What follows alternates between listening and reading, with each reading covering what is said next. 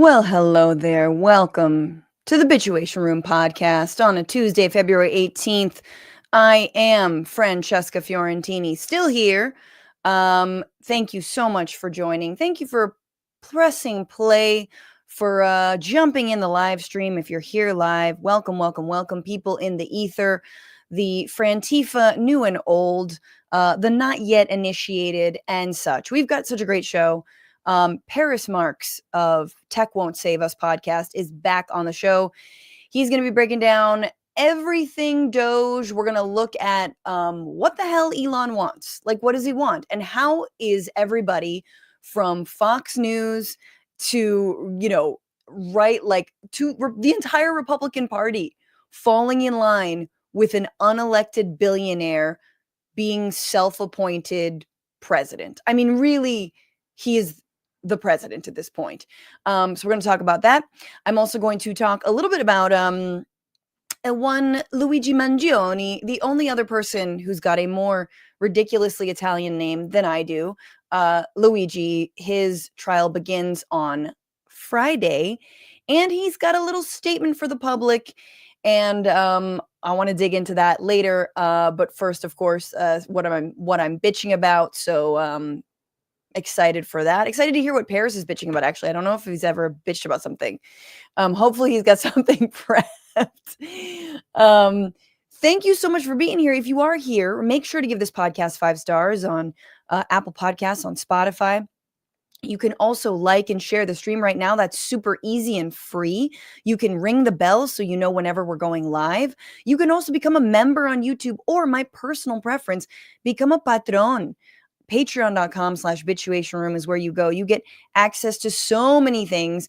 20% off merch at bitchuationroom.com, our union made merch, which I'm looking into very cute hats. So TBD on that. You can also get access to our bonus shows every Wednesday and our AMAs. So we did a Valentine's Day AMA on Friday. It was very cute. I told the story of the worst Valentine's Day I ever had. And also thoughts on the future of TYT, thoughts on the future of left media more broadly, and the need for some kind of left media union, so to speak, alliance, maybe more aptly, or some other nerdy term. So get access to that by becoming a patron. And of course, patrons at $10 or more gets that shout out during the fart song. We got a few people to shout out. Thank you so much in advance to everyone who has. Tomorrow on the bonus show, I'm going to be doing a number of stories. Again, it's free to stream, 1 p.m. Pacific, 4 p.m. Eastern. But if you want to listen or watch back, and some of you want to listen because it's just easier, patreon.com/bitchuationroom is where you go. Very cute little logo, a rainbow logo. It's like again, it's like when you hit the invincible mushroom in Mario Brothers or something, and you're like do. That's what being a patron is. Plus, you support the show. Small labor of love. I'm gonna break down my appearance on Piers Morgan. That was a fun one, including, guys, get this, not only the freak that wants to live forever, but do you guys remember Deborah Birx, the woman who basically whitewashed Donald Trump's lies during COVID? And she was like the doctor who was like the anti-Fauci. And Trump liked her because she like had nice scarves and stuff. So I'll break down that. I actually tried to give her the benefit of the doubt. Turns out I was wrong. So we'll take a look at that tomorrow. Stay tuned. And also, final little thing. If you're in the Sacramento area, come see Matt Lieb and myself, my husband. We're going to be co-headlining the Sacramento Punchline on Sunday, March 16th at 7:30 p.m. Get your tickets, francescafiorentini.com, or wherever you're watching or listening to this. It should be there. I'm very excited to see everyone in Gavin's house / the people's house. But let's get into it, guys. There's so much to cover. So get your bitch caps on. This is What Are You Bitching About?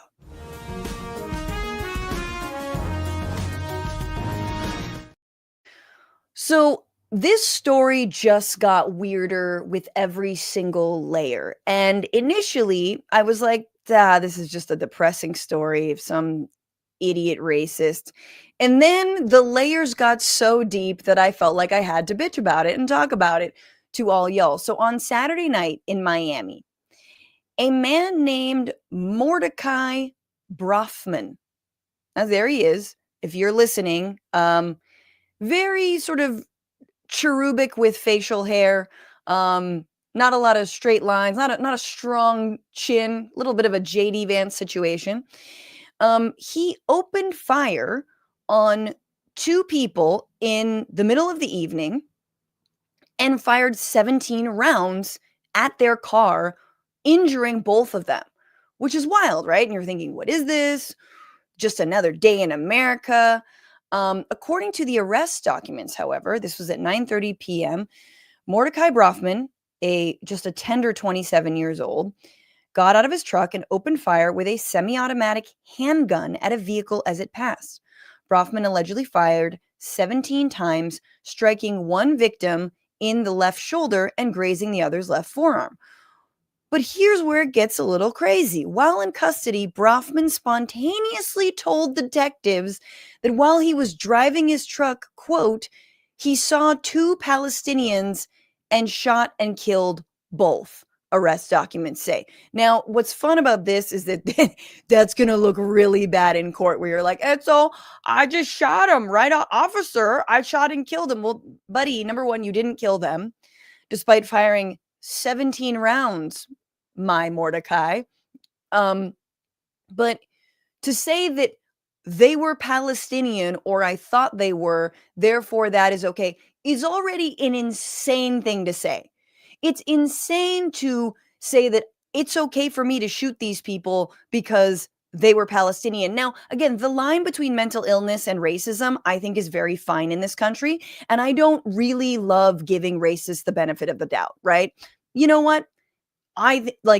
Is there a difference? Who knows? Do we have a mental health care crisis, a racism crisis, and a gun crisis in this country? Yes. How about D, all of the above? Here's the thing. The people that he shot at were not Palestinian. In fact, they were Israeli. His name was Ari Rabi, and his father, they were vacationing in Miami from Israel, and they were the ones who were shot at. So not only did he think that they were Palestinians and weren't, he shot at Israelis who would argue they are the most Jewish, right? Now, Mordecai Brofman, I'm assuming, unless I'm very mistaken by this name, he himself is also Jewish. So, he shot on Ari Rabi and his father. Luckily, they weren't killed. But then, and this was the reason that I had to bitch about this story, the twist goes even deeper because according to reports, and oh yeah, the Mr. Rabi's actual Facebook post, he posted images of his car that had bullet holes in it and himself in the hospital and getting carried away by the ambulance. He said, my father and I went through a murder attempt against anti-Semitic background. So this is translated from Hebrew, against us, like an anti-Semitic attack. They tried to murder us in the heart of Miami, but the creator of the world is with us, so he didn't go. I want to say I thank to everyone their support, and it is not taken for granted. With Israel live, and then a little Israeli flag, and then kicker, death to the Arabs, and emoji hands thanking. So, in case you needed that explained to you, these people, these Israelis who were shot at, also think that the person who was shooting at them was an Arab or a Palestinian. Let's leave aside that there are Arab Jews. Let's leave aside the fact that, obviously, Arab Israelis are called Arab Israelis. They never say Palestinian, and they don't really talk about, they don't even call themselves Arabs, actually. They never say that, right? Because Arabs are all Palestinians. But so what you have here is a spy versus spy Zionist edition where this ostensible murderer tries to kill two people he thinks are Palestinian, they're Israeli, and then they blame Arabs. So either way, Palestinians are being blamed for this hate crime where that was not. This is insane. And honestly, when we make fun of Israeli propaganda, or we make fun of some of the people who we know who lost their ever-loving minds in the wake of October 7th. This is the kind of stuff that we're talking about. We're talking about the suspicion that the Palestinian Muslim is hiding behind every corner and that they're there. And by their very existence, driving in a car, according to Mordecai, they deserve to be gunned down, right? I mean, this is not the first time. I mean, these weren't actual Palestinians, but of course, we remember the students wearing a keffiyeh, I believe it was in Vermont, who were attacked and paralyzed from that hate crime.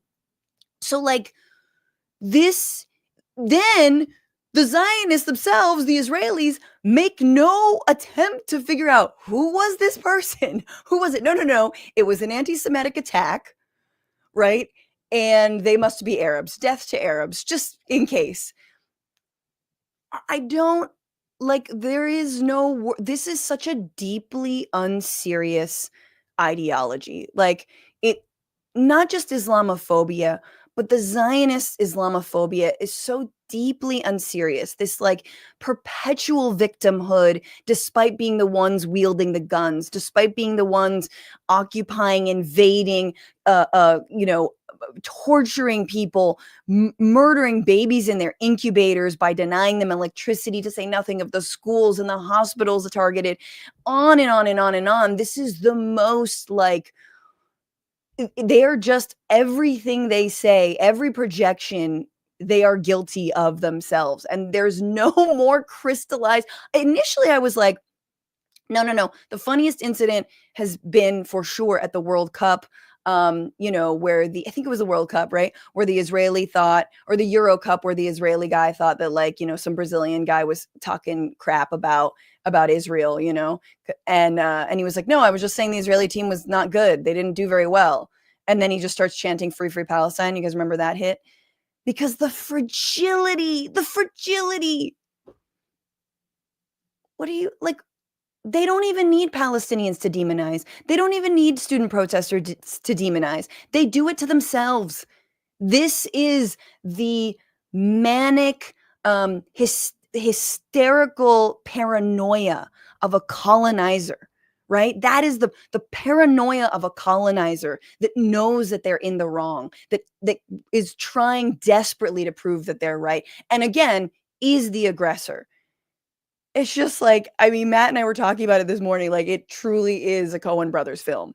That's how hilarious this is, and terrifying. Had to talk about it. And before we bring in Paris, let's just remind everybody. God, I need this so bad right now.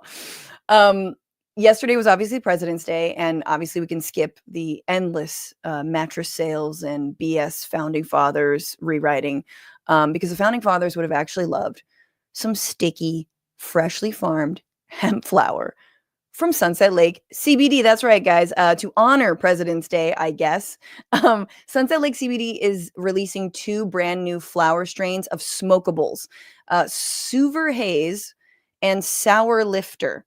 So perfect for staying relaxed, focused, and productive. That's Suver Haze. Sour Lifter is a mellow, funky take on a best-selling Lifter strain. And you can try both of these strains and all their smokables for 30% off. It's a really good time.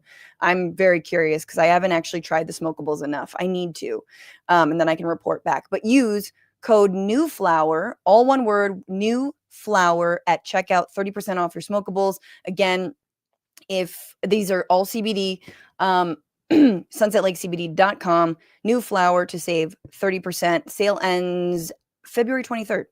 So holler at that. That's much better. That's better than our usual 20% off. So, you know what I'm saying? And with that, guys, let me bring in the writer of the Disconnect newsletter, which if you're not subscribed to, subscribe yourself to it, and the host of Tech Won't Save Us, an award-winning critical technology podcast. They're also the author of Road to Nowhere, What Silicon Valley Gets Wrong About the Future of Transportation, which reminds me of the very first time I had you on, Paris. Please welcome Paris Marx. Paris, remember when we were just talking about transportation? Wait, unmute yourself. I'm so sorry. It all seemed so innocent back then, it's still really important, obviously. Oh, totally, totally. But But the like stakes have increased so much, you know? the stakes have and folks like yourself have been, like all the research and work and deep dives you've done have been kind of borne out. And it's reminding me of like, you know, just looking at the power that Elon has amassed and now has reminds me of kind of the early, like I was thinking like the early Gamergate days and friends of Mhm. mine, Anita Sarkeesian, who was targeted by Gamergate and like sort of blowing the whistle on all this online hate that was like, no, this is very real. There's a real like movement under this. And then Trump gets elected for the first time.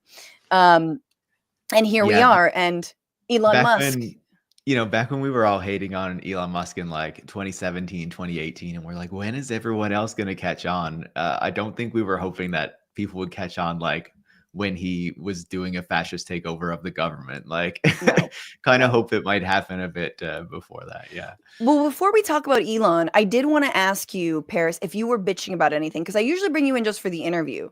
But is there Sure. something non-Elon or whatever it is that you might be bitching about right now? What are the stakes of the bitching? Oh, Like, they does could it be need to be anything. a big thing? Can it be something No. very petty? Usually mine are sort of like big, but they can be also really small and stupid. I thought of one, but then it left me. I was Okay, thinking, then I'll give you 2. I'll give you a really small one, and then I'll give please. you, like, a big one. First one is yesterday, people probably saw a Delta Airlines plane, or it was actually run by a different company called, like, Endeavor or something, but, it was Hmm. branded Delta, and Sure. people probably saw, it was landing at Toronto Airport and then kind of, like, flipped over, and, like, if you've seen the videos, it looks wild. Wild.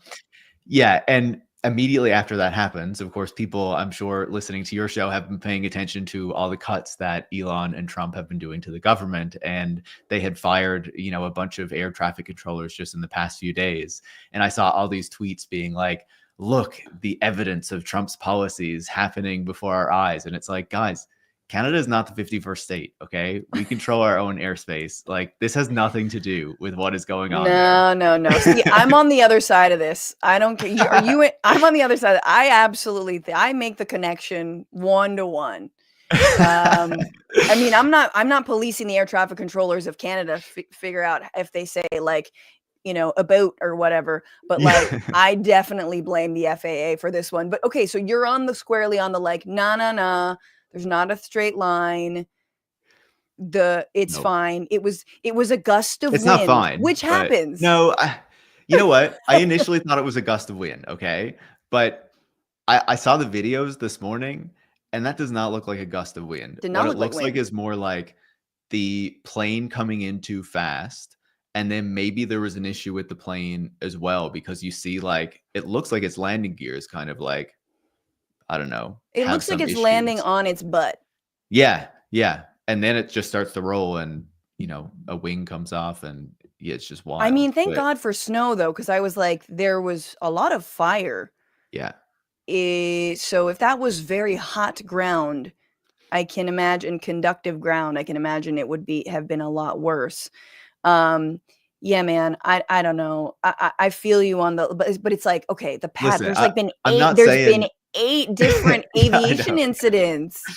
It's big. Listen, I'm flying to the States, like, in a few days, and I'm like, "Am I gonna be safe? Am I gonna be okay?" I know it's, like, the safest form of, transportation and all that kinda stuff, but still, like, you start to see all these incidents, and you're like, "What is going I on say here?" bring back the liquor. You know what I'm saying? Liquor should be free. Like Oh, that it at is on Air least. Canada now, even in economy. Yeah. Ooh, this because I just if I get like a couple drinks in me, like a drink and a half in the sky because you're so high up, plus like a nice like soundtrack or whatever, I could definitely ride out the worst thing. I'll be like, this is great. We're Yeah. fine.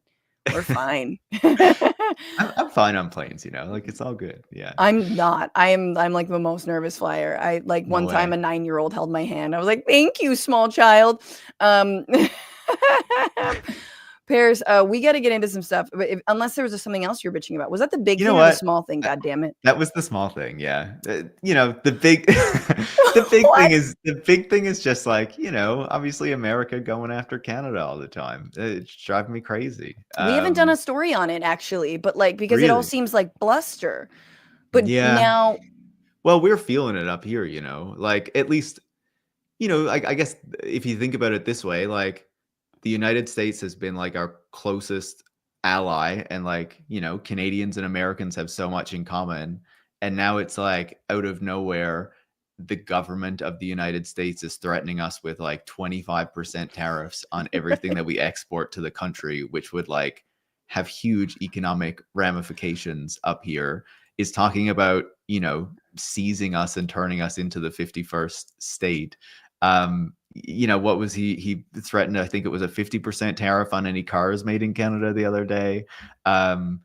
It's very frustrating, I would say. And, because of, the relationship we have, because of geography, Canada is very dependent on the United States in a way that I feel like maybe a lot of Americans don't completely appreciate, because we've kind of like designed our whole economy around being very close to the United States. sure, and designed it around the Yeah, idea that that was generally like okay to do, like totally. Yeah, peaceful.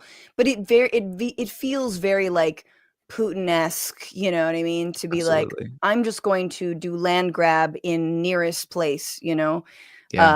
And And not even so, nearest. Apparently he's taking Greenland. Apparently oh he's taking sure. Gaza. Oh, Apparently. sure, sure, sure. Yes, yes. And Yeah. big G energy. Anything that's not, contiguous is like, it got to start with a G. Gaza, Greenland. Yeah.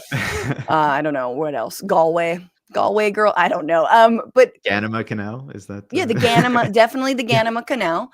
And no, but I think that is really funny because you're just like, what did we do? We've Yeah, been totally cooperative. We have been your neoliberal sidekick for totally. many, many years now. We didn't really, like, make a big fuss about the genocide in Gaza. We let it go, Right, right. like We yeah. supported you in the Iraq war. Come on We now. didn't actually do that, yeah. We didn't go to Iraq. You didn't? No. Oh, get off the stream. We did Afghanistan, but not Oh, you Iraq. did That's right. That's right. You guys Yeah, held back on yeah. on Iraq. That was a good thing. I forgot who. I feel like Italy was in it. Anyway, it doesn't matter. There were some random ones there, but, like, I feel like not many went to Iraq, but, like, pretty much everyone went to Just the Afghanistan. Because it was coalition of like the willing. yeah, Afghanistan, it was like, "Oh, yeah, America was just attacked, like, we need to go after these people, we're all gonna go in," and then, like, Iraq comes, like, what, a year or 2 later, and people are like, the evidence isn't really, like, making sense here, guys." The math ain't Yeah, mathin'. yeah. The UK went and, like, a couple random other ones, I think. So do you think that Canadian politicians should stage fake fentanyl seizures on the border in order to, like, appease, I mean, because It from the sounds so American. stupid, but, like, probably, like, Yeah, sure, why I think not? I'm pretty sure, like, I think the Alberta premier, or like somewhere in Alberta, like they did actually. I think they took like a Fox News crew up or something, and like took them to the border, and were like, "Look at our good border. Look at how secure it is." Like, yeah, You're gonna have to do a monument. You're gonna have to do some kind of yeah. monument to be like the largest, maple tree carved with Donald Trump's face, or a forest or whatever. Like, I don't Well, it know. was like The the largest. 25% tariffs were supposed to come in like the beginning of this month or something like that, or like end of January, whatever it was, and it was supposed to happen, and it was apparently supposed to happen like this very day, and then all of a sudden we started to hear that there's like a 30-day delay on the tariff, so they're pushed off to whenever it is now. How did you um interpret that, or how was that interpreted by Canadian society? Because from the US perspective, it was like Trudeau basically played Trump by doing things he had already yeah, that's how promised we to do felt too. before. Yeah, Okay. yeah. Okay, good. Just so we're all But clear. also like we felt it was like yeah, it was kind of played, but also like it felt like they probably saw the stock market start to react, and we're like, okay, we need some reason to like push this off a little bit. Sure. um Maybe he is just going to unleash total economic pain on the United States. Oh, I don't yeah. know, but Well, like that's what they want. I mean, that's what yeah. they laud people like Javier Milei, who said the same Mhm. thing. There's gonna be pain, but it's Yeah, gonna be better at the end. But for whom? For us, but not, yeah. for the rich people. Even up here though, now it's like people hate the United States even more than they usually do. People are like booing the US national anthem at like hockey games and sports games and stuff like that. But like everyone is kind of united in being like, we need to put tariffs on them back if they do it. And even if we need to suffer like economic pain, like they can't get away with this. Ooh, okay, I Yeah. like this. You're like, first, it started with the South Park movie making fun of us. Yeah. Never again.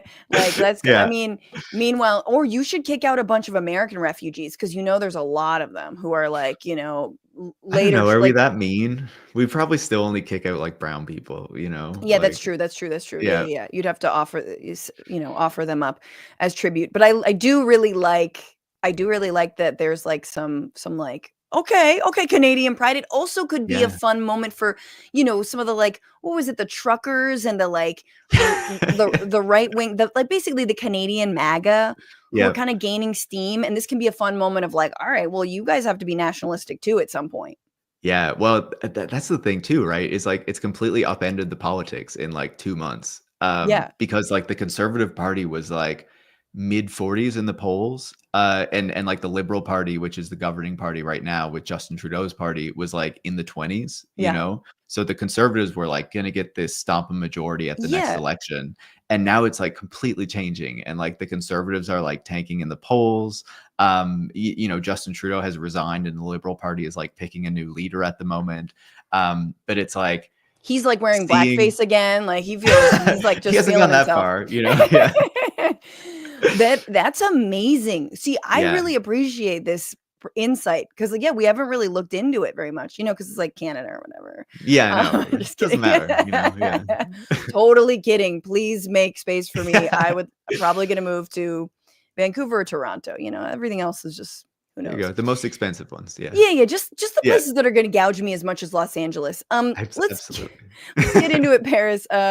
Okay, this Can I ask you one question before we start? Before you start asking me questions. Wow, no. Yes. So What?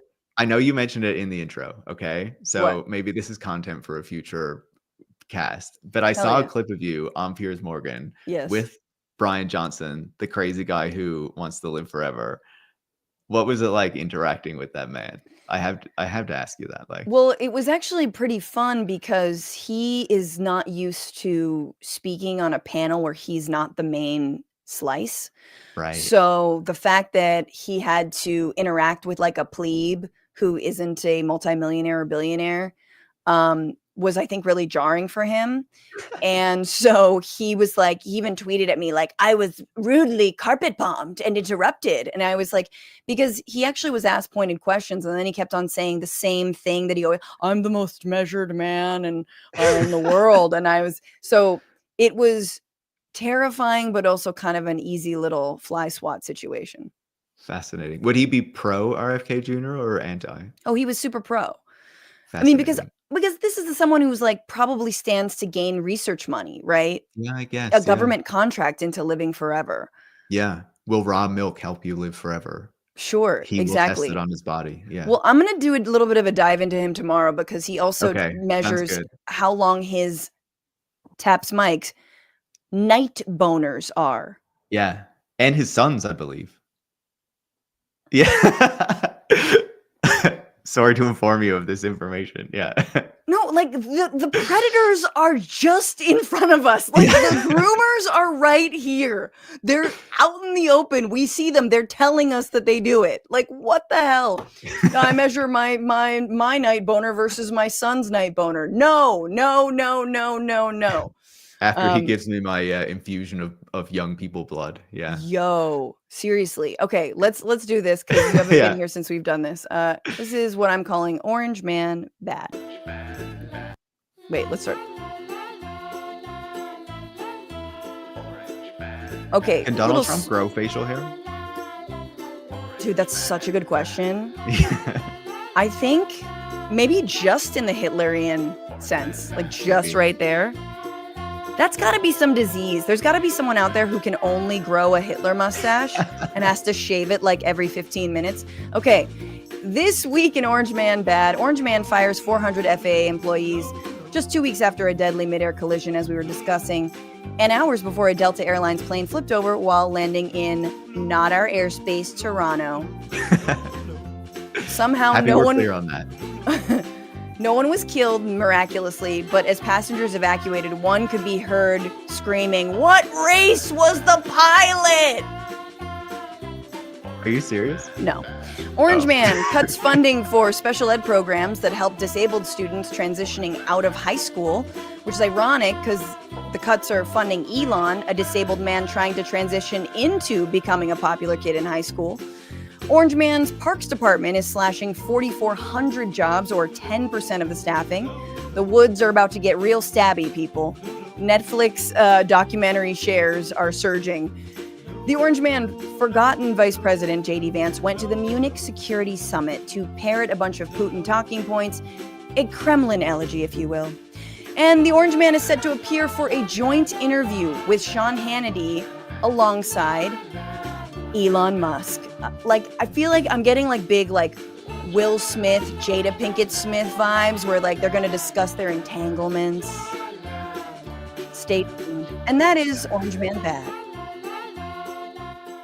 Anything else you want to add to Orange Man Bad, Paris? Any other bad that Orange Man hath wrought? Wait, did you mute yourself again? I swear to God, I'm gonna. Oh my God, I'm the worst at this. I'm such a bad live streamer. I don't know how they do it up in Canada, but yeah. Just was trying not to interrupt, your great segment. That's all. no worries. We got more to dig into, and let's do it. This was a packed week, but because we've got Paris here, and because of the doggy, this is the week where.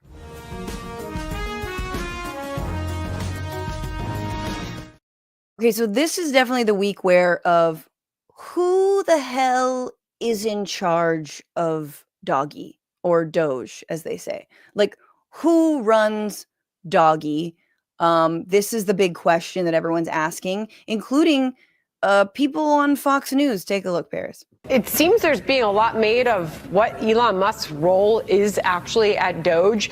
The president has introduced him as the head of DOGE multiple times in interviews. Yet there's this affidavit that we've been able to get our hands on here that the press has as well. That it contradicts the White House claim that he's the head of DOGE. This affidavit actually says he doesn't work for DOGE at all. Reading directly from it, it says Musk is not an employee of the U.S. DOGE Service or the U.S. DOGE Service Temporary Organization. That's according to the director of the White House's Office of Administration. So what is his role at DOGE? Sure, I'm happy to clarify. Elon Musk is a special government employee here at the White House, serving at the direction of the President of the United States, Donald Trump. Elon Musk has been tasked with overseeing DOGE on behalf of the President. And DOGE employees, DOGE folks, have been onboarding at respective agencies across our federal bureaucracy as political appointees, just like any other political appointee gets on board with the new administration with the changing of hands, and those individuals are helping the secretaries at all of our agencies that have been nominated and confirmed by President Trump in the United States Senate. Okay, wait, Caroline. But Elon has not been nominated nor confirmed. So you explaining how that works, it doesn't square. And then okay, the president gets to appoint, staffers, and yeah, they're immediate staff. But if it's an agency, if it's a federal agency responsible for overseeing waste or efficiency, whatever the hell, that's a nomination process. But Paris, maybe you understand how this works better than, I don't know, Caroline Leavitt, the press secretary there, but it seems like basically there's two messages coming out of the White House. Elon's not in charge of DOGE. Stephen Miller was saying, no, the president is. But nobody actually knows what Elon's role officially is. Special government employee is a title. Mm-hmm. You can hold it for 130 days, apparently, at which point, I mean, I don't know. Does DOGE just disappear? Our work here is done. What? So what is going on? And do we also think that they don't know what's going on? Maybe, yeah. And I think Doge is supposed to like release some report in like July of 2026 or something, I think it is. So that's well past 130 days Yes. or, whatnot. I would imagine it has something more to do with like Elon Musk's status and making sure that, whatever requirements are necessary for these different government positions, that special government employee, I would imagine, puts, very lenient expectations on someone like him. Right. My understanding as well is that, I was speaking to some people about this, and apparently the takeover of the US digital service, and, on day one of Trump's administration, he signed this executive order that took over the US digital service and renamed it the US DOGE service, to, allow it to operate in this way. But my understanding is that where that's under the executive branch and, the way that it's set up, it allows them to, bring people in who are more volunteer, who are able to have these like different statuses than, a regular government employee. That makes it a lot easier for them to kind of fill this thing out really quickly, not go through the regular hiring processes. And yeah, to But it also be just doing what seems they're like, doing. yeah, and it seems like they want to get away with Elon being in charge of this without him actually having to be confirmed to anything official. And there is no one above Elon, let's be real. And yet they also want to make it seems like there's some friction. Like they also want to make it look like it's Trump's idea. Trump is the one who's guiding this, which we all know as a man who has to do a joint interview with Elon Musk on Sean Hannity. My man's not in control. My man's not even in control of his bowels. He cannot do anything at this point. Like, Maybe they consult every now and then, but oh, him I and his think, bowels? yeah, We're not gonna do maybe, yeah. We're gonna hold it.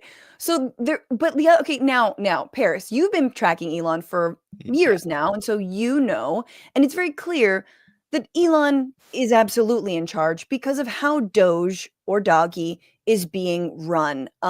Things like tweeting out, Doge is looking for help from the general public. Please DM Insight for reducing waste, fraud, and abuse, along with any helpful insights or awesome ideas to the relevant Doge affiliates found on the affiliates tab. For example, Doge_USDA, Doge_. It's like, not only is this so dumb, but that is terrifying. Doge_USDA. Wait. Are you creating a shadow government to like step in where all these other agencies that you're hollowing out, people are being fired at record pace? Now it's Doge USDA, Doge USAID. And then it goes on, of course, is that they have their savings website. So you said July 2026, which is like, that's so long from now. I think that's But what the date is, yeah. it doesn't, I don't give a shit, man. They're not gonna find any of it anyway. So this is the website, which if you didn't know, at the top it says an official website of the United States government, because every official website of the US government always has a little banner that tells you it's official. And this is according to this is actually from the exact website, and this is like, let's balance the budget together, and they kind of like go place by place. 404 magazine found that actually doge.gov is incredibly insecure as a website, and that anyone can push updates to it. I guess, people obviously far smarter than me were just like, oh no, this is not secure. It's like, now it's basically Wikipedia. Like, I could just edit this myself. Yeah, you got a bunch of these tech people, and they can't even make a secure website apparently for their fake agency, or I guess a real agency now. But I think when you think about the larger impact of what is going on here and the control that Elon Musk has, it's not even that he is not kind of like going line by line through everything that's happening in these different agencies. The reporting that we have suggests that he is bringing in a ton of people from his orbit and his sphere in order to do his bidding, right? Someone from Boring Company, one of the chief executives there, who was very essential to the takeover of Twitter as well, and kind of the dismantling of Twitter and the firing of all those people, is one of the chief people that they have in there. And of course, we get these constant stories about how they are increasingly kind of entering into these different parts of the US government. It seems like every day they're accessing, something new and Yep. kind of putting in one of these people from an Elon Musk company or from Palantir or some company that Peter Thiel has invested in. These people who are in this kind of tech orbit, that I would assume agree with Elon Musk and these right-wing tech people on a lot of different Yeah. things, and are being unleashed as part of this mission, not just to gut the US government, but to really remake it in the way that they want to see it. And I think one of the most worrying things is to increasingly see how much sensitive data that they have access to. It's like any privacy rules or legislation that the United States has seems out the window altogether. Yep. And these people are just getting their hands in everything. We don't know exactly what they're doing with it. And it's hard to say, when we will know exactly what is actually going on there. Oh, there's more. I mean, I always have you on for sort of, yes, the macro, and I want to dig into that more, but like, we got to lay it out. And to your point, like, there are people who are supporting what Elon is doing and supporting the people that are in Doge. I mean, one of the people, again, we know that a guy who was like, let's normalize Indian hate, that guy was rehired as part of one of the lackeys that you're talking about, who he's hiring, just his sycophants.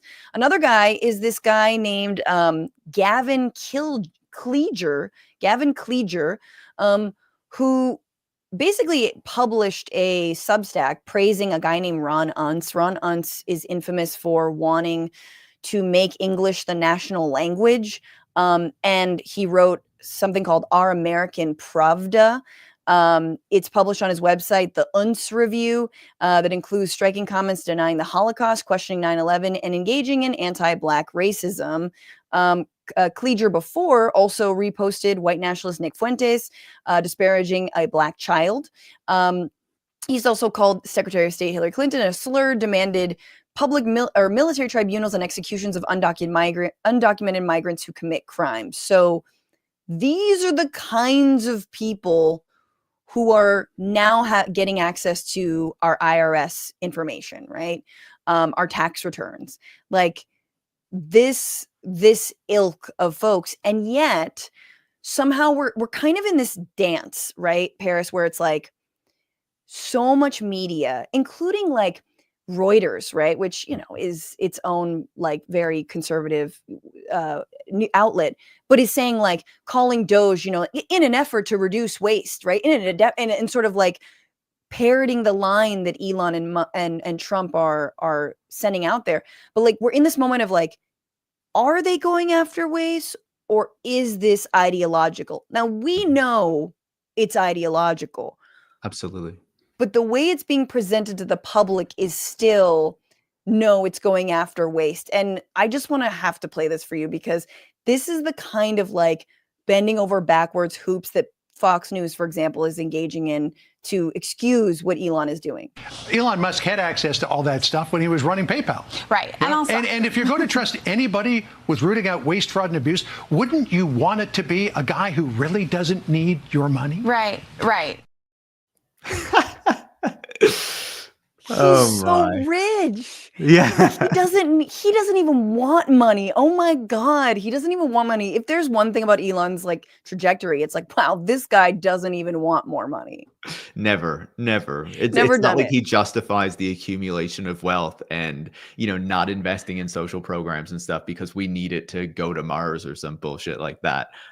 Like, this is his whole thing, right? Yep. It's funny to hear that guy like explicitly reference PayPal as well, to be like, see, we can trust Elon Musk to have all this access to sensitive information and to take on fraud and abuse, when Elon was ejected from that company because he was doing such a poor job of managing it. And the employees went to the board while he went on his honeymoon and were like, you need to get this guy out of here or he is going to run the company into the ground. And the only reason why he became the big thing that he did later is because he still owned a huge chunk of the company. So when eBay bought it, he had all this money to put into SpaceX and Tesla to, build the reputation that he had until recently. My God. Yeah, exactly. And because one of the things, didn't he want to rename it X? He's very obsessed with It X. was X. Yeah. So he initially started a company called X that was supposed to be an online bank, and Peter Thiel had a company called Confinity, which created PayPal, and those two companies merged. And he tried to rename PayPal, the actual service, into X as well. And all the customers who they were like interviewing about it and being like, "What would you think if PayPal renamed to X?" And they were like, "Then is it like is it explicit? Is it like just for porn?" Like they were like so Yeah, confused. yeah, yeah, And he was yeah. like, it has to be X because he bought this domain name and loved it. And everyone who used the service was like, this sounds stupid. Well, I guess I want to explore that with you in a little bit, but I there's like the other thing we have to know is like this week they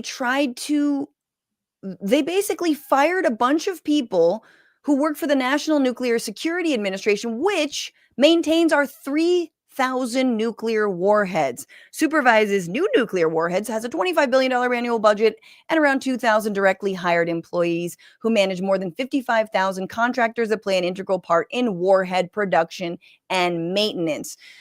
Last Thursday, 300 probationary employees of the Nuclear Security Agency were fired.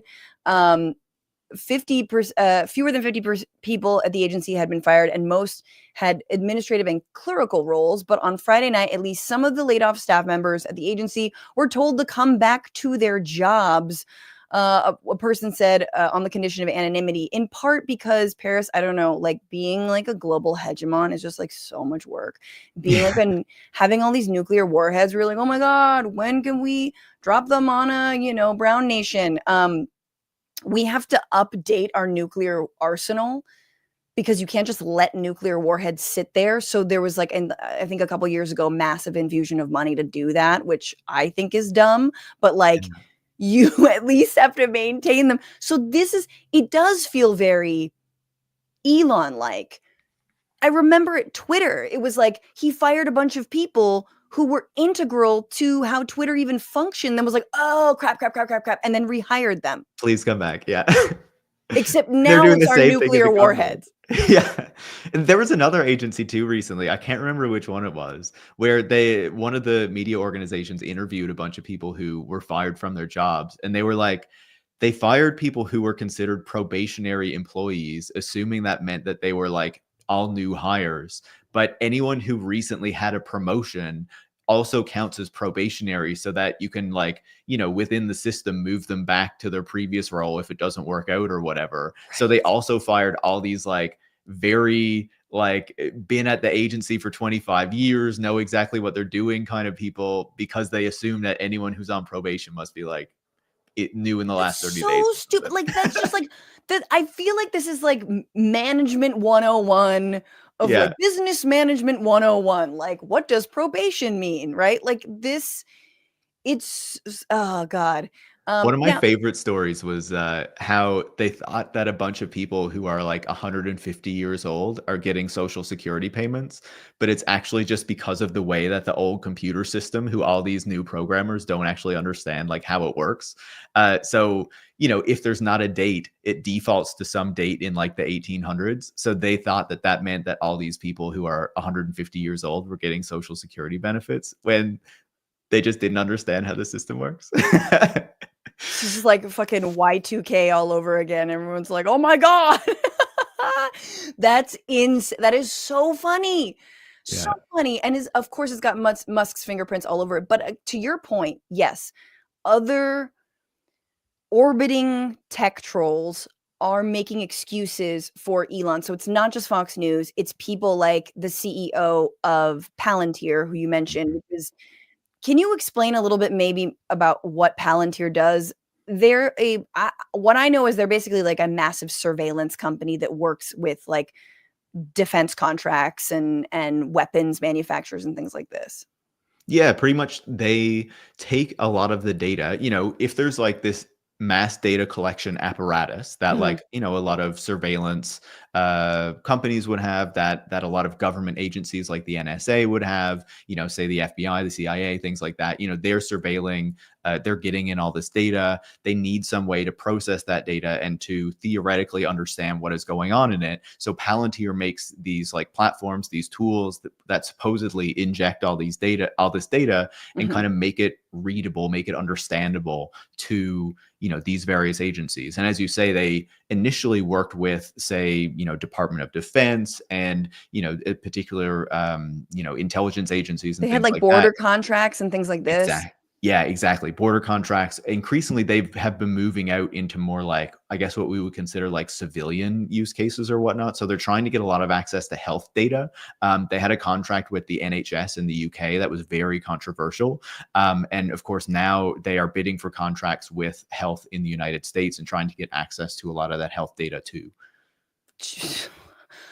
I didn't want to know all that because now I'm depressed. Sorry, should have left out that last piece. Yeah, leave out that last.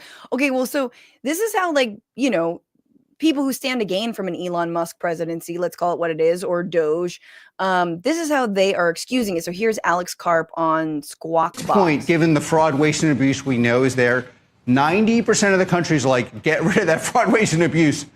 And I just view this as yet another example of the progressive left boxing themselves into a suicide dance. Now, if you what the progressive left should be doing is saying, okay, Elon, you're clearly the most qualified person in the world to do something like this.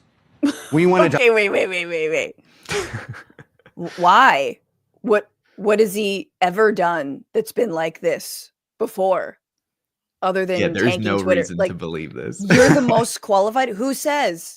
In what way? Clearly, he has no experience with government bureaucracy other than getting government contracts. Is he a good manager? Has he done anything like that? No, he hasn't. So, okay, this is so Palantir ahead is like, also the progressive left is boxing us. Just take it. Just work with it. Just give him all your federal employees. Just let him fire everybody. Come on, meet him halfway / on his turf. Let's finish it. Dialogue with you about how you're doing and what are you doing. I don't believe that's actually what happened. And again, I like Elon. I know I think he's obviously the most important builder in the world. And I just think, if you want to say my former side, I don't believe that they're actually engaging. Biggest problem in this society from my perspective is legitimacy of our institutions. Why aren't they legitimate? They're not legitimate because, okay, do any of you really believe that 99% of your taxpayer dollars are being spent? But last and not least, and what? You don't even know what you're saying, dog. I could tell because of how you spent. And anyway, does anyone believe? And he's doing the, like, as a Democrat, as a former Democrat. So I'll finish him out. Probably, arguably, most importantly, there's two revolutions happening. One is transparency and one is AI. Okay, so why is it that we do not know where every penny of our money goes? Like, how do you explain that to people? And by the way, slightly more technically, what large language models do is they mean you can go into the contracts and see exactly what happened. So in the past, we couldn't do this. Now we can. The right response is, we want this to happen. We want to happen. We want to be involved in the dialogue. The real response is, it feels like the people criticizing Elon don't want it to happen. And this is going to destroy those people. This is going to destroy those people. Those people are families who rely on good paying government jobs to support their communities. These people are people that work in the parks, right? These people are people like us, people who receive Social Security checks, Meals on Wheels, SNAP. These people are people who are on Medicaid. Like, so Paris, these are the kinds of, like, elitist blowhards who are being asked for their professional opinion on CNBC to say, well, it's the left's fault for not just letting Elon do it. But give me your, like, how do you interpret that, what he's doing? Yeah, so I kind of love how he points out that there's these large language models now, right? This generative AI, they can go into the contracts and tell us exactly what's there until they start making up a ton of bullshit that is not actually there. And, you know, we're operating off of complete falsehoods. So like, I feel like you see this with a lot of tech people where they think that everything runs like a software company, right? And that you can just develop the software, deploy it, and you never need, a bunch of human workers, regardless of what the type of labor is.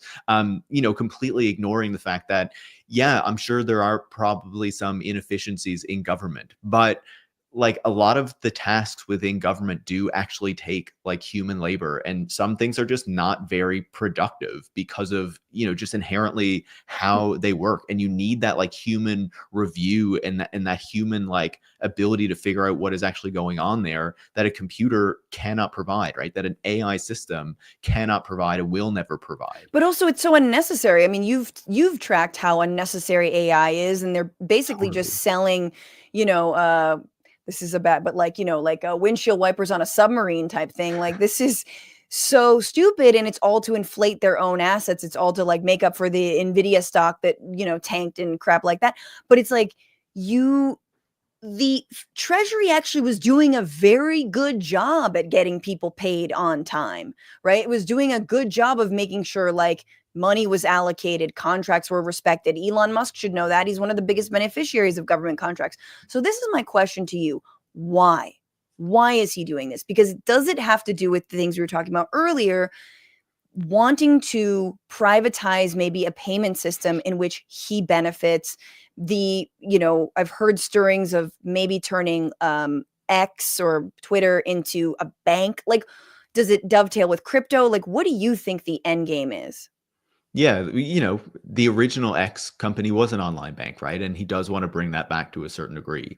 But if you ask about like why he's actually embarking on this project and why Silicon Valley in general is embarking on this project, I think that there are a number of disparate reasons, right? I think one part of it is that they want accountability to go away, right? They want to remake the US government so that these regulators and these agencies are not going after them, because that was one of their biggest complaints and gripes about the Biden administration, that, all of a sudden they were facing these antitrust investigations, and they were facing this regulatory scrutiny. Tesla was being investigated by a bunch of different regulators and departments across the US government. Obviously, he wants that to go away. You probably remember, some of your viewers might remember Mark Andreessen complaining that all these crypto people were being debanked by the PB, yeah. PV, yeah, Consumer Financial Protection Bureau. And this was That they've basically effectively bullshit.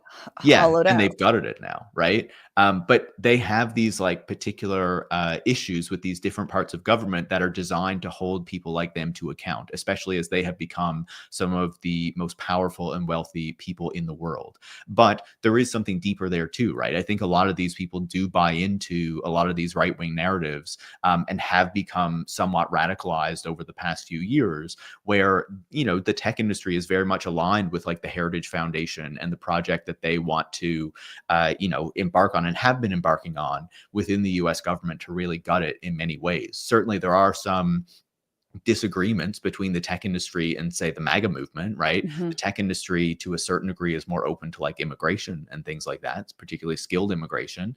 But that isn't to say that there are a lot of things that they do agree on and that they do want to see carried out there.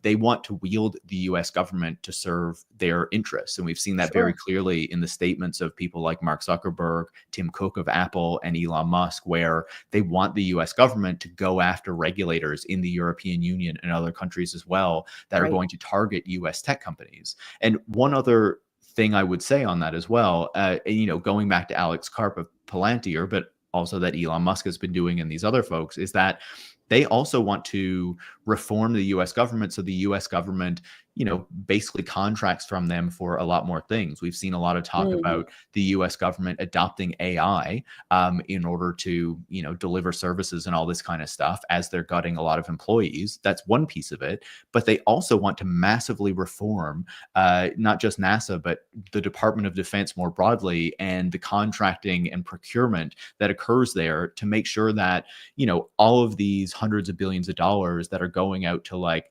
Boeing and Lockheed and Northrop Grumman, and these like traditional arms manufacturers in the United States will increasingly be deployed to these tech companies like SpaceX, like Palantir, like They're all Anduril. expanding into defense. Exactly. Yeah. And the traditional tech companies too, right? The Googles, Microsofts, Amazons, Yep. they're deploying more like defense AI solutions and things like that. So these tech companies and these tech billionaires really want to get their hands on that like spigot of money that comes out of the Department of Defense in particular. You know, SpaceX has benefited a lot from that on the NASA side of things, and they're trying to displace Boeing even further right now. And they just gutted NASA by 10%, I guess, 10% of employees fired. Yeah, exactly. And they say that, you know, they can reduce the US military budget, or they can reduce the spending on these things by relying on the tech companies. And maybe to a certain degree they will, right? Like we can see that SpaceX rocket launches cost less money per launch, for example. But the reason that they're doing that is not to like save money or anything. It is to capture these contracts, to capture the access to those public funds, and to make sure that they are increasingly shaping like not just the US space program, but also the US military and US military procurement and the direction that that is going to take. Which is why And that's the one area that they don't mark for cutting. And the one area that we know needs to be cut is the Pentagon budget. The Pentagon regularly fails their audits every single year. yeah, We've talked about this. We know, the waste. We talked about the Iraq war initially. Remember when it was like reported that it was $30 for a bottle of water in Iraq or something? All, thanks to the American taxpayer. So like we know where the waste, fraud, and abuse is actually in this country, and it's the Department of Defense. But they want that as bloated as possible because they want those contracts. absolutely. And they will talk about like cutting it back, right? You know, they will talk about slightly reducing it, but it's so that they can get access to like all those other funds, right? The slight reduction is the justification to displace Boeing and Lockheed and Northrop Grumman and these other few traditional companies that they are contracting with, so that they can get access to that vast, the vast funds that do come out of it. And, while still capturing the rest of the US government and reshaping it to serve their interests. And, I don't think this the is like people are expendable. Veterans can be expendable. totally. I think the veteran suicide hotline was just shut down as one of the things, because, there's not like, it's not like there's suicide in the veteran community. So like Yeah. it's all the people. I mean, when you go to doge.gov and you see like all the different agencies they allege to be cutting waste, I just see like people, humans, folks who not only help us, but like, again, desperately need not just the jobs, but the people who need those people to have jobs. No, it is truly terrifying. I want to just turn. Did you want to finish your thought? Did I cut you off? I did No, cut you I'm off. good. Do you I did want to ask, because when I say, is it ideological, or is it like, the mask is kind of coming off and it's slipping, and it's starting to become clear that there is, because of, the DOGE employees all being kind of like, incel-y neo-Nazis, and, and then you have these big names, Andreessen and Sam Altman and, JD Vance himself, worshiping total like ideologues like Curtis Yarvin. Like it becomes clear that like this is about Christian nationalism. This is like fascistic tech fascism, and that they're not really hiding that, and they are still playing into every single right-wing trope that kind of got them in power in the first place. And so Elon tweeted recently, this was on the yesterday, the real reason so many Democrats are upset about entitlements, Social Security, medical, etc. Medical, bitch, you don't even know what your terms are. Fraud investigations is that they are using your taxpayer money as handouts to attract and retain illegal immigrants, their future voters. That's what it's all about. Truth. So again, every accusation is a confession. He's saying the Democrats are worried about their future voters, but ultimately he's telling you that the political project here is to actually go after anyone who might vote against their interests. This is about playing into the great replacement theory, whether it's overtly racist or whether it's just about minoritarian rule, and saying, yeah, I'm gonna do an ethno state. I'm gonna do a white nationalism. I'm gonna do a democracy is not even that great. JD Vance was in Munich, and he was like, if your democracy can be hacked by Russia, maybe it wasn't so good to begin with. And he was saying that about Romania. Yeah. But the US was also attacked by like, Russian counterintelligence and whatnot and our voting systems. And it's like, so isn't kind of the real giving up the ghost, isn't the real ideology underpinning this just a deeply undemocratic sort of fascistic mindset? Yeah, absolutely. And one of the other things JD Vance did in Europe was to call out how Europe is one of the biggest enemies of free speech right now, of course, right? Free speech in his mind, meaning the ability to say any like fascist Nazi thing that you can think of and, be able to get away with it, right? But I think on your broader point, like, one of the things that, Curtis Yarvin's kind of broader ideology is that the United States needs to become a monarchy, but a monarchy shaped around a corporation, right? Where the president is essentially a CEO, and where democratic rights are revoked. Peter Thiel, for example, has been echoing what Curtis Yarvin has been saying for over a decade. He is someone who has explicitly argued against women having the right to vote. He's argued against democratic rights. He supports this authoritarian fascist project, as do an increasing number of these powerful figures in the tech industry, and they don't even really try to hide it anymore. You pointed out that tweet from Elon Musk during the election, especially after he had, kind of made his support for Donald Trump very clear. He was frequently saying that this is the most important election of our lifetime, because if the Democrats win, then they will enfranchise all of these illegals and they will all vote for the Democrats, and the Republicans will never win again, right? This is the way that they see this, and this is the way that they, talk about democracy and how it works. And I think it's very clear, both not just from the statements of people in the tech industry, but also looking at the long-term project of the Republican Party, and also, the things that the Heritage Foundation wants to achieve, is really to continue to roll back those democratic rights in the United States, a country whose democratic system is already deeply flawed, to make sure that it becomes even more difficult for the Republicans to lose power into the future. Yeah, and we need to name that. I mean, I think the other thing about this whole great replacement theory, like it obviously it's like great replacement theory is anti-Semitic at its heart, obviously deeply racist. But the other unspoken thing that we don't really talk about is it's about labor. It's about having an exploitable workforce, and that if you enfranchise people, if you give them a pathway to citizenship, it's really not that they're going to vote Democrat, because that doesn't bear out. But it really is like we would have to pay, whether it's farm workers, day laborers, whomever it is, we'd have to pay them a livable and fair wage that would be competitive with everybody else. Suddenly we've got, and this is why unions are going to matter, but like, it's about not having an exploited workforce. And there's no greater, sort of evidence of that than Elon wanting to go to war over the H-1B visas, because it's like, oh, no, that's my exploited workforce. I need to be able to continue to exploit workforces, but I'm not in agriculture, so I don't care. Yeah, exactly. And even when you look at the H-1B, visa and how that is used by people like Musk, when he gutted Twitter, a lot of the people who were left were people who were on H-1B visas, because if they had left that job, they basically would have had to leave the country, right? Because of the way that visa is set up. As well, what we saw last year, Tesla laid off, I think it was over 10,000 workers.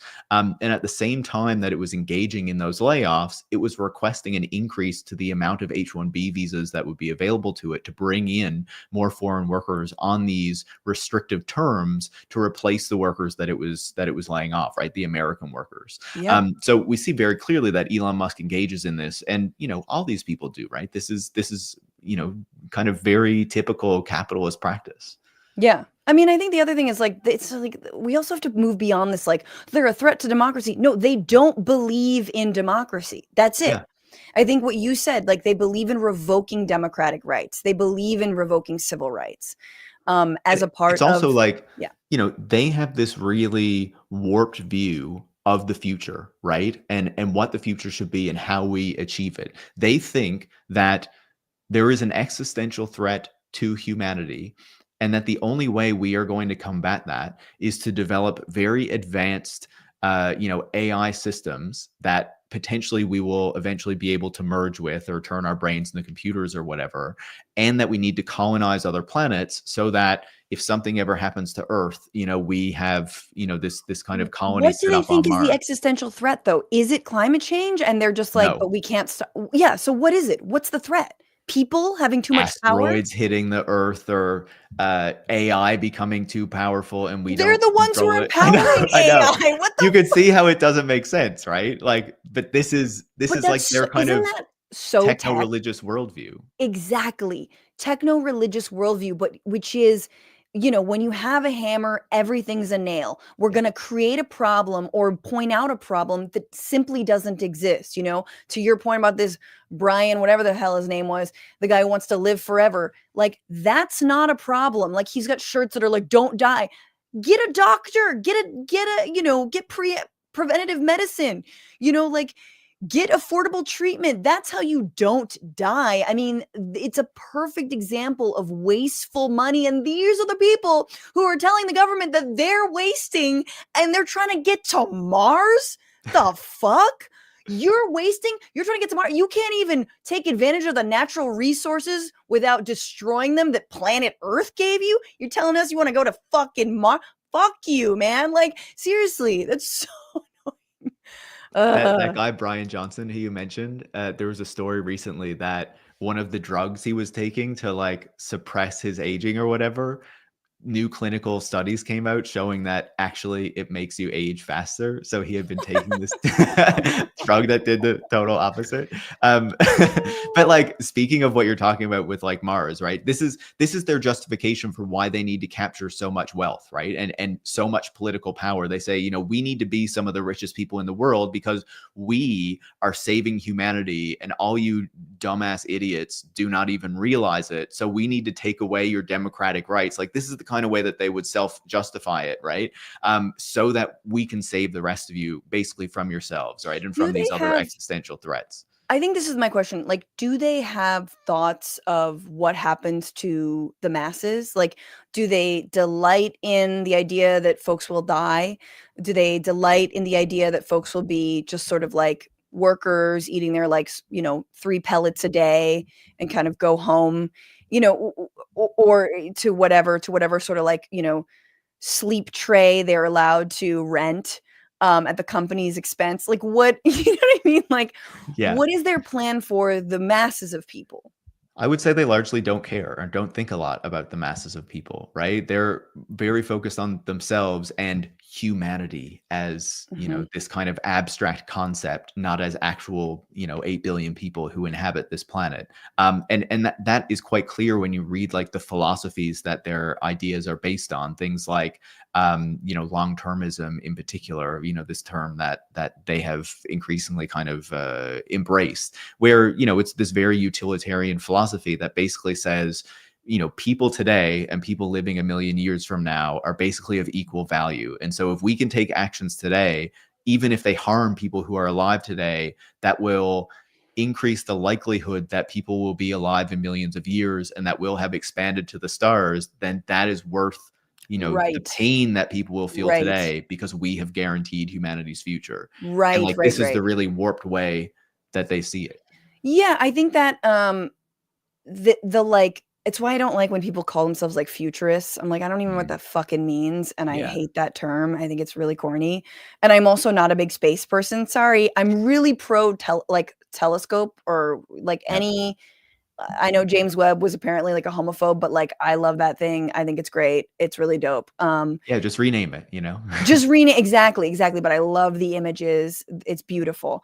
I love looking I'm totally supportive of like sending robots into space. Like, let's figure out what the dirt on Mars is like and take some pictures of stuff. We don't need to put people up there. I'm sorry. No.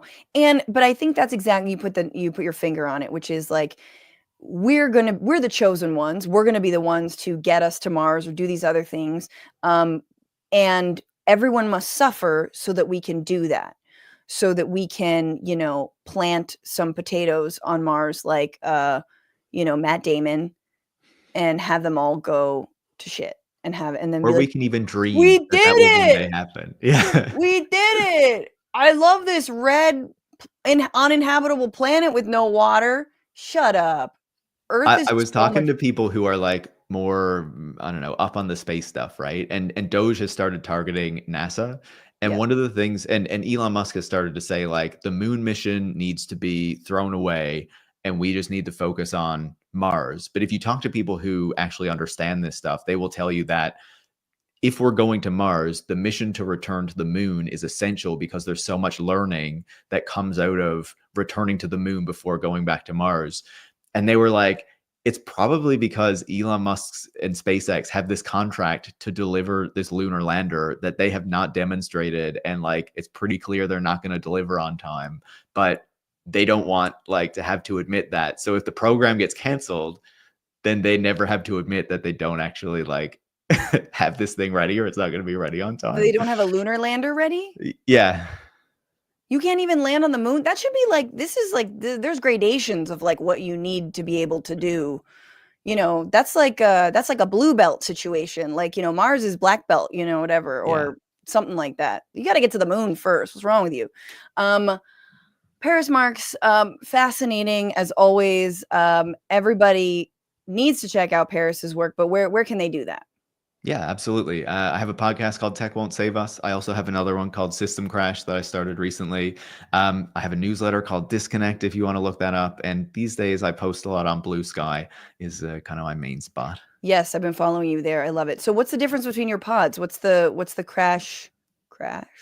Yeah, Tech Won't Save Us is, you know, I kind of interview a different person every week. And on System Crash, me and my friend Brian Merchant, who's a longtime tech journalist, we kind of like go through the week in horrible, shitty tech news and try to make sense of everything that's going on for people. So yeah. We need it. We need it more than ever, Paris. I mean, seriously, thank you so much. Please come back very, very soon and take good care until then. Always love having Paris on. He's so great. I'm going to read some comments and then go to our final segment. Robert says, stupid, evil people are in charge of the government. Yes, they are. Cod Sterling says, appreciate your passion in reporting, Francesca. Thank you so much. Old Bony Bird said, don't look up 2032 coming to a sky near you. And Neil Whittington says, America doesn't go after Canada. DJT does. Yeah, I love how they're like, I like how Elon and others must be like, it's like getting him a toy to play with. Like, we're just going to be dismantling the federal government over here. Well, you could play with Canada. Ooh, you could play with your tariffs. Oh, honey, go play with your new tariffs, right? Like, these are the things that I like distract my kid with. Honey, go play with your new tariffs. Go play with your Twitter. Go play with your Truth Social. And go, you know, threaten an entire nation that was super minding its own business. Gary Cooper, sure, let's leave all our nuclear warheads unattended. What could go wrong? In fact, there's been reporting. I think there was a great Last Week Tonight episode years ago about nuclear warheads and America's nuclear power. And they talked about precisely that like the staffing is massively important, that they are understaffed, chronically understaffed, and that the decision to revamp the nuclear warhead was a $1 trillion decision or multiple trillions of dollars. That, you know, at the time he was making the case, like, why do we need to do this? But we've been very near to accidents, things being unattended, and on and on and on. Let's get into it, guys. I have to talk about our boy, because in all the doom, in all of the gloom, one man has risen, and he fights on, and he may be being held in the same prison where Diddy is being held, but oh boy, for very different reasons. That is Luigi Mangione, who is going to be in court on Friday as his trial begins. He again has been charged with murder, also charges 11 state criminal counts. Let me just read this. New York State, Pennsylvania State, and federal charges. Using murder as an act of terrorism, which I think is great. Again, the terrorist. He's the terrorist, okay, allegedly, and not the people who deny sick patients healthcare or gouge them for their meds, or knowingly have their business model based on the idea that you and I might die or get sick, and they will profit off of that by denying us health coverage or charging us far too much for it. So Luigi Mangione has a public statement, first public statement. It dropped on Friday. I don't know if you guys have seen it. He says, quote, "I'm overwhelmed by and grateful for everyone who has written me to share their stories and express their support. Powerfully, this support has transcended political, racial, and even class divides as mail has flooded MDC, that's Metropolitan Detention Center in Brooklyn, from across the country and around the globe. While it's impossible for me to reply to most letters, please know that I read every one that I receive. Thank you again to everyone who took the time to write. I look forward to hearing more in the future. My guy wants to be your pen pal." That is right. And, you know, it is important that, like, it's important that he's hot. Let's just call it what it is. Is it stupid that he's hot and people think he's hot? Yeah. Does it change things? A little bit. Yeah.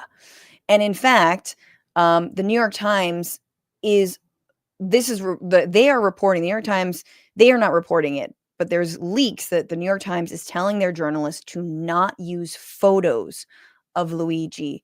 Instead, use images of the building outside of which he killed Brian Thompson, use other images that are not Luigi centered, because he's muy guapo, it's demasiado, you know what I'm saying? Like, that it endears him to people, in addition to the fact that he sought vigilante justice for millions of Americans who die from a lack of access or to healthcare, or misdiagnoses, or in his case, the staples and the nails in his back that he probably didn't need.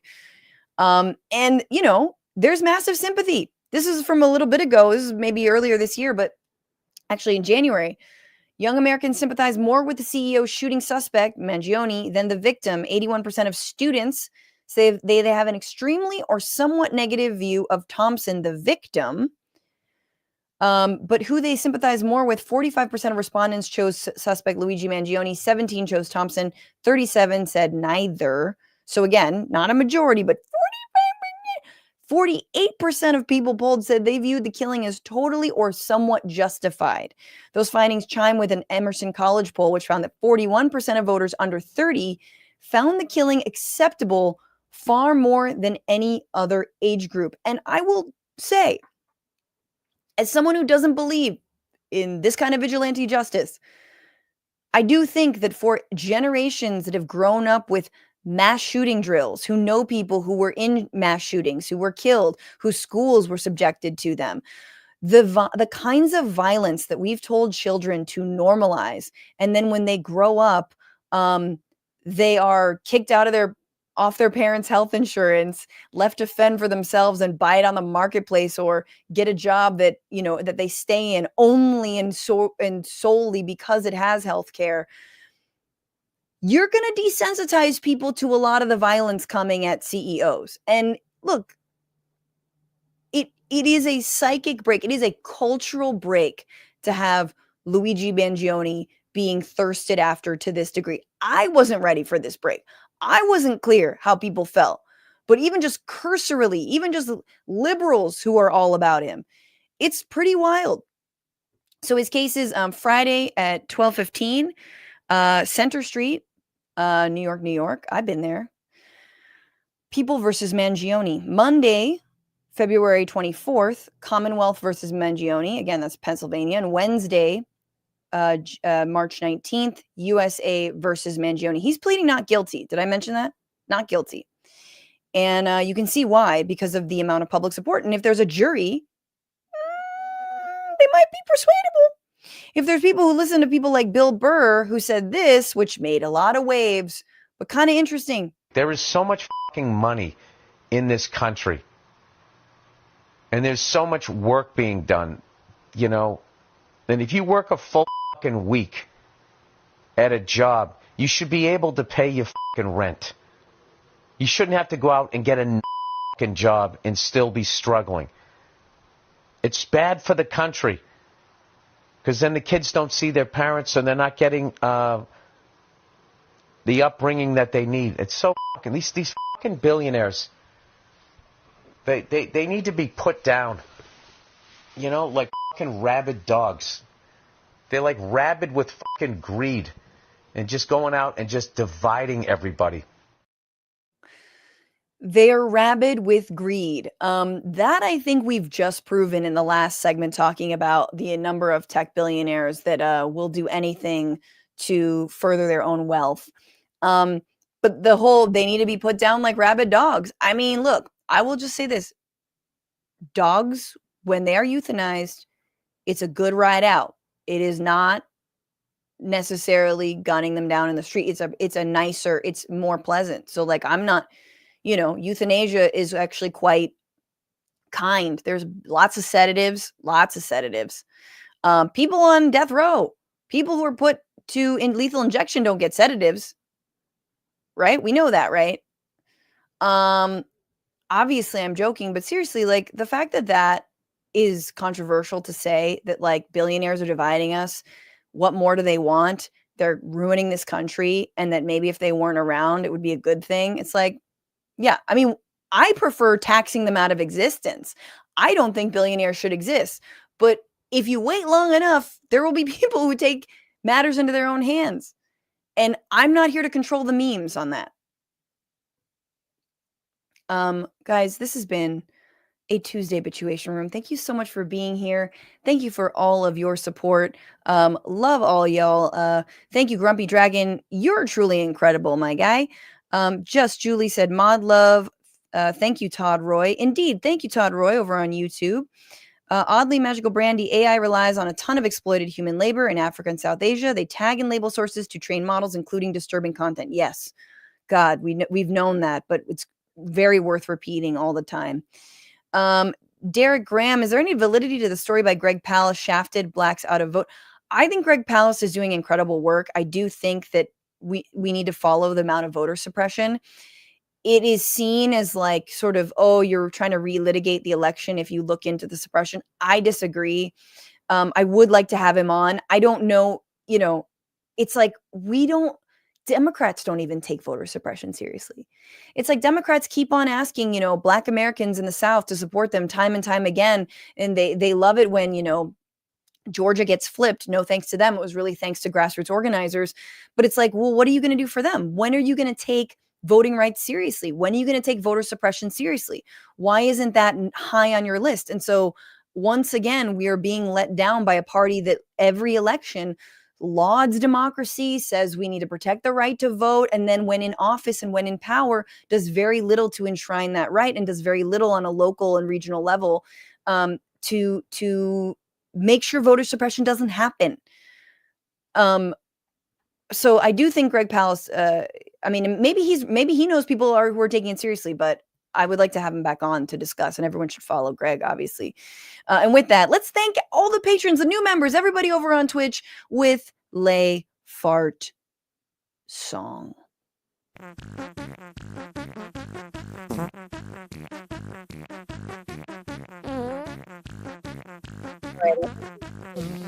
You know, sometimes it cuts me off, and I really apologize to everyone who's been so rudely cut off. Just gonna thank all the patrons at $10 or more. I'm sorry, I'm getting slow. My document wasn't loading. Thank you to the Middle Ensminger, to Dead Beak, to Chris Lalick, to Small PP, yes, Small PP, who just became a member of the Innermost Cabal. Nothing small about that PP. Thank you, Doga Kirkoglu? Doga. I'm just calling you Doga. Thank you so much. Thank you to Benjamin Morrill for upping your pledge. Thank you to Tracy Ava for upping your pledge. Thanks to Sean Rowan for upping your pledge and Cooking Edibles Dragon. Also to Substack member, yes, we're on Substack, Kevin89. Thank you to Big Hoob over on Twitch who resubscribed. Thanks to Marshall Ghetto. 29 months strong, says, never been more proud of being relatively in line with the Frantifa. The fight is still ahead, indeed. Thank you to Rep Ketchum. and Holy Beer Dragon for gifting out many community subs the other day, as well as Rar Bear Dragon, Chumpy922, and Hey Huma. I don't know if I thanked all y'all on Friday. Thank you to Paige Olmec, to Brent Godin, and to Andy Vasoyan. We're streaming Tuesdays, Wednesdays, and Fridays, 1 p.m. Pacific, 4 p.m. Eastern. Hey, make sure to check out my other show, America Unhinged, on Zateo every Tuesday and Thursday with Wajahat Ali. Very, very awesome show. We're going to have Mehdi Hassan on tonight to talk all about the free speech musings of a Vice President, J.D. Vance. So don't miss that. And remember to always fight the power, fuck the patriarchy, free Palestine, get in the streets, goddammit, call your Congress people, and don't just bitch about it, but be about it. Bye.